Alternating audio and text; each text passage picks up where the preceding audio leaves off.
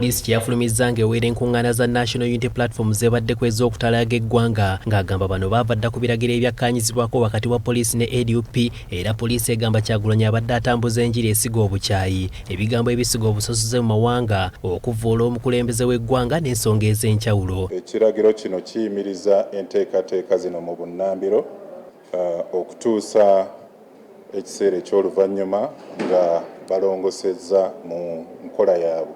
Wano tutuukiridde abakugu mu nsonga z'ebyobufuzi okuttaanya ku nsonga zino era bagamba ekyakoleddwa poliisi kiri wabweru w'amateeka olw'ensonga ssemateeka tawa poliisi buyinza kugaana nkungaana zonna kubanga obuvunaanyizibwa bwayo kukuuma bannansi n'ebyabwe. Poliisi yo amaanyi gy'eyina nti eyina okuprotektinga abantu naye teyina buyinza kusitopinga kukola ky'oyagala okukola naye kuwa protection. Kyova olaba abayimbi bakola ekivulu poliisi nebawaki protection ku lunaku lwe baagala.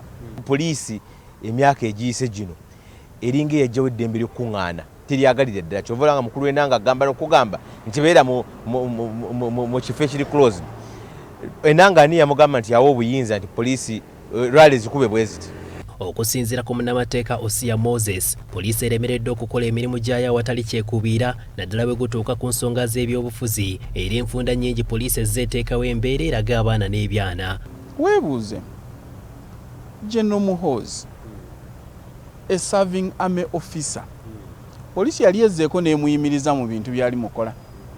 Ky'olina okugamba nti mu bintu byakoze tewaliwo violation of a right. There has been fundamental violation of the right. Mu kwogerako ne Fred Egesa omutunulizi w'ensonga z'ebyokwerinda ku kiwandiiko kino agamba poliisi kyekoze kikyamu wabula nga kiva ku poliisi okwagala okuyita weerina okukoma ekigireetedde okukola ensobi. Naye poliisi ya Uganda erina ekizibu kiri kimu kyendoozi kyagitawaanya kwe kuba nti ekola omulimu gwa poliisi politically nti ate eteekamu ebyobufuzi lwa nsonga ejja n'ennyonnyola ebintu ebimu nga bingi nga tebyandyetaaze nnyo kunnyonnyola.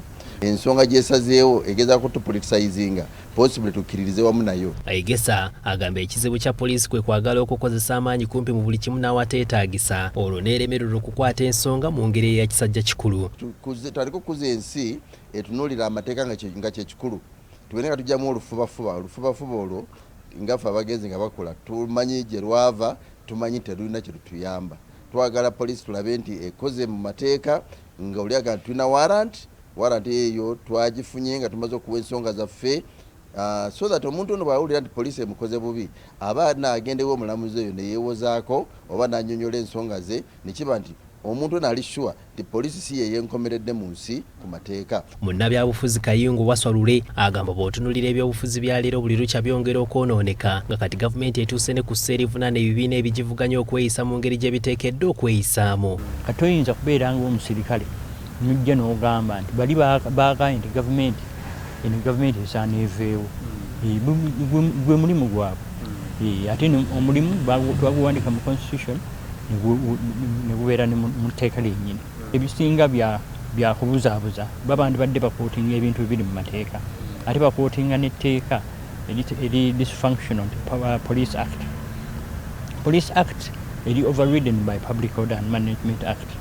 Bwetwamala okukola constitution mu 95 okugiteeka mu nkola baateekawo etteeka eryo. Wabula Lule agamba ebibiina bino biteekeddwa okuddukira mu mbuga z'amateeka okuwakanya enkola ekika kino nga tegunnaba kufuuka muze gwa poliisi kubanga okusinziira ku bigenda mu maaso n'akalulu akajja aka 2026 kandibwamu okusika omuguwa okw'amaanyi. Mu politics ne mu mateeka bakiyita president bakkiriza state okusetinga president. Kati abantu abasinga obungi bamanyi nti poliisi erina olukusa okugaana okkuŋŋaana ng'oli memba w'ekibiina oba ofisa w'ekibiina mu mateeka. Ekitali kituufu kye tulabyeko mu byobufuzi ebibadde bigenda mu maaso kaakati waliwo obweraliikirivu mu bantu ne mu gavumenti. Kyokka olwaleero pulezidenti w'ekibiina kya National Unity Platform Robert Kyagulanyi Ssentamu akubye poliisi akakule n'agitegeeza nti terina buyinza buyimiriza nkungaana zaabwe kale nga bakugenda mu maaso n'enteekateeka zaabwe. Tetugenda kugondera biragiro byonna bya bumenyi bw'amateeka. Ebyobufuzi buli lunaku byeyongeramu omuliro ssaako n'omubabiro eri ekyebuuzibwa wa bino gye binaakoma. Hasif Sekiwunga, BBS Terefayina, Ageesigika.